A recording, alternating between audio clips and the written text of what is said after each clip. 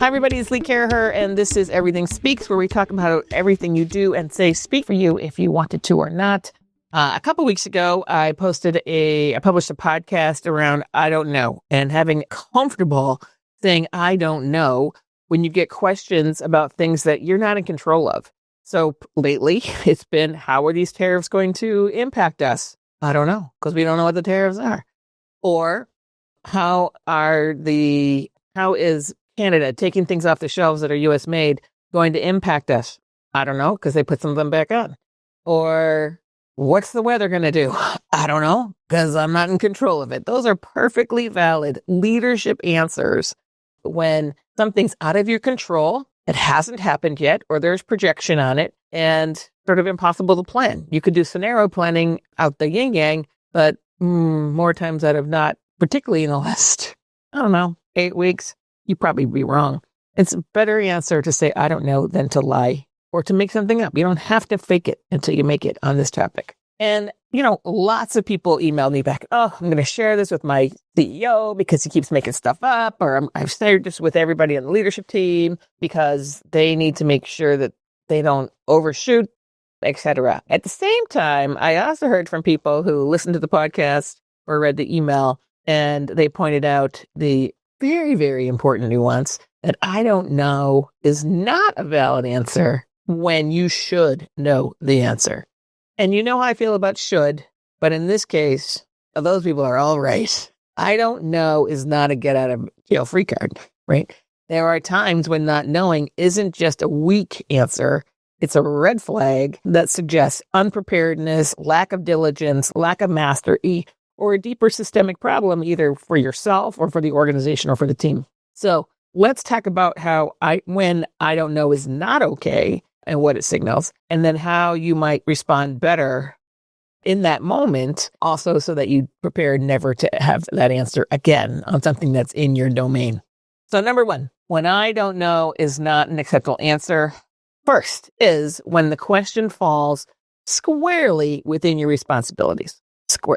So an example would be if the CMO or the director of product marketing or whatever it is asked about the current customer acquisition cost, and you say, I don't know, you've just signaled that you're detached from that very important KPI. And if you're the project manager and can't speak to that KPI, perhaps you have just indicated to somebody that you're not on it, and that you aren't paying attention, and that you don't care. Depending on who is hearing, I don't know, they might have all different points of view on what I don't know means. If you're a project manager and you can't speak to the timeline of a deliverable, or if you're an account director and you don't know what the client's budget is or the constraints are, or you're not just uninformed, you may be irresponsible, right? Leadership and accountability go hand in hand. Knowing your numbers, what the key milestones are, and what the stakeholders, who the stakeholders, isn't optional. It's essential. How can you make decisions? How can you direct unless you know those answers? So, bigger example would be asking the CFO, "Hey, what's the last quarter profit margin?" And they don't know. It's not seen as being honest if they don't know. It's seen as being unfit. So, if it's in your domain, what are your key KPIs? What are the key deliverables? What is the purpose of the project? Know all these things. Keep a binder. My friend Chrissy Kramer, who we worked together at Sega so many years ago, she knew everything. And it's not that she knew everything in her head. She carried this binder. It was like this thick, and I'm putting my fingers up, probably 3-inch binder. She had total command of her binder. And in her binder was everything. Total number of units, competitive information, what was the project schedule, what are the KPIs, what's going on at different retailers. You could ask her anything about her products. She worked on the Sega Genesis, and I think she worked on Saturn and maybe Dreamcast. I can't remember. Anyway, she would know it all. And everybody around her started becoming more prepared because by definition, if she had the answer and you didn't have the answer and you were the same person, our boss, and there were several, it could have been Tom Kalinske, could have been Mike Ribeiro, could have been Mr. Irimajiri, could have been Bernie Stoller. They would just give you the evil eye, right? So everybody started knowing as much as Chrissy I frankly just copied her binder. I was like, oh, I'm going to have a binder on my stuff too.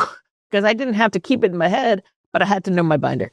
Anyway, she knew so much. And when people questioned her and she gave the answer and then they went against the answer, invariably, she was correct.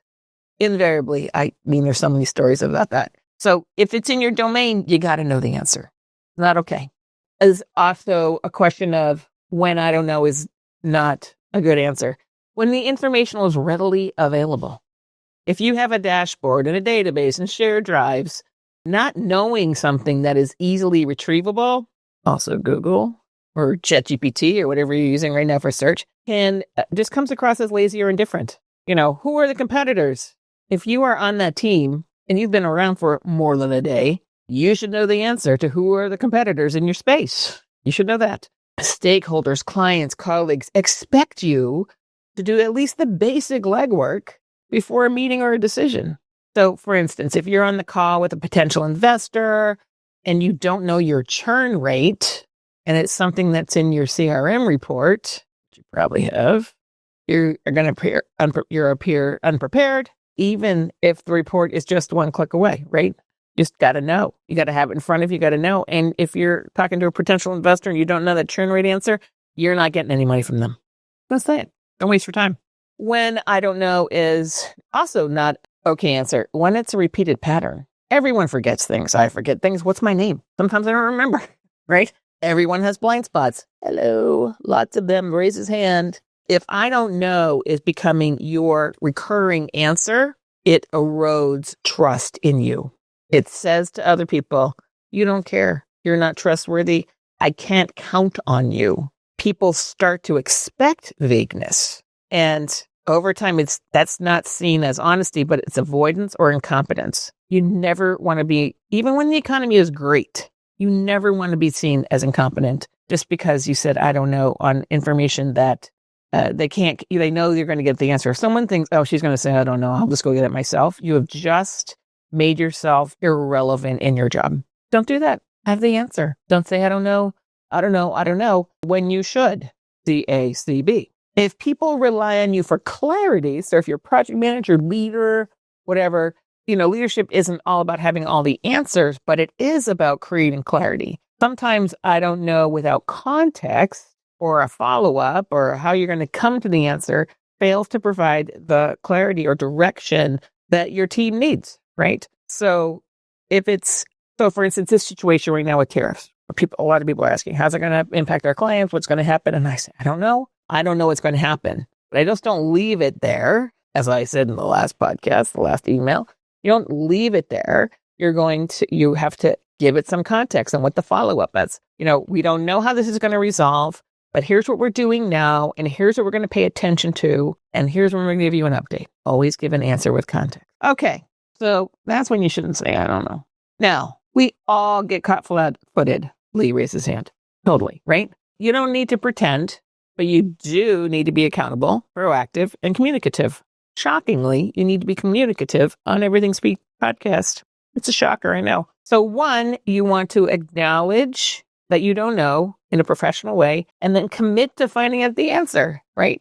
So instead of saying, I don't know, you're going to say, I don't have that answer at the moment, but I'll have it to you by 3 p.m. today. Or when you don't know something you should know, time-bound communications, give yourself a deadline, turns a potential weakness into a show of reliability. And it tells other people that you're taking the question seriously. And it gives them a timeline for resolution. Also, don't do it again, right? You're going to be like Chrissy, bring in a binder or your virtual binder in your computer. I'm a paper girl. Still a paper girl. I like a binder. 2, another way to do it, you can redirect to a source, and then you can follow up. So what if you say, I don't know, that's not my area? That's not a great answer either for all the above reasons. You could say to the question, what's your churn rate? Our finance lead has the details on that, and I'll coordinate with them and get back to you within the hour, within the day, within the week, whatever it is. So you can, if you are not the source of the information that people think you should have, then identify who has the information, identify and declare your proactive stance and your deadline for yourself. So even if the data or the knowledge lives somewhere else, take ownership of the request. Referring someone away without a plan feels dismissive. I don't know. You're going to have to talk to Joe. Well, I asked you. And if I asked you, if Lee, the boss, asked you, I expect you to go get the answer, not to, oh, can you go call Joe? No. You're going to call Joe. Owning the response, even if you're not the source, builds confidence in your ability and your leadership, period. I can count on this person. Also, you want to, 3, I guess, is contextualizing your uncertainty. Instead of saying, I don't know, I have no idea, right? You could say, that's still developing and we're monitoring closely. Based on what we know so far, here's what we're thinking about it. So you can give a momentary update. And this is really important in ambiguous or complex scenarios, right? Stakeholders want to know, they want to hear how you're thinking, what you're watching, what your next steps are. Even if you don't have a final answer, answering a point of view, providing a point of view, shows your competence and your leadership. It shows that you're interested and it shows that you're trustworthy. So you may have no idea. It may be okay for you to have no idea. But depending on who's asking the question, having a follow-up and contextualizing that, that's where you want to be. You want to be there in terms of projecting competence, projecting ability, and leadership. Being someone people can count on is a good thing.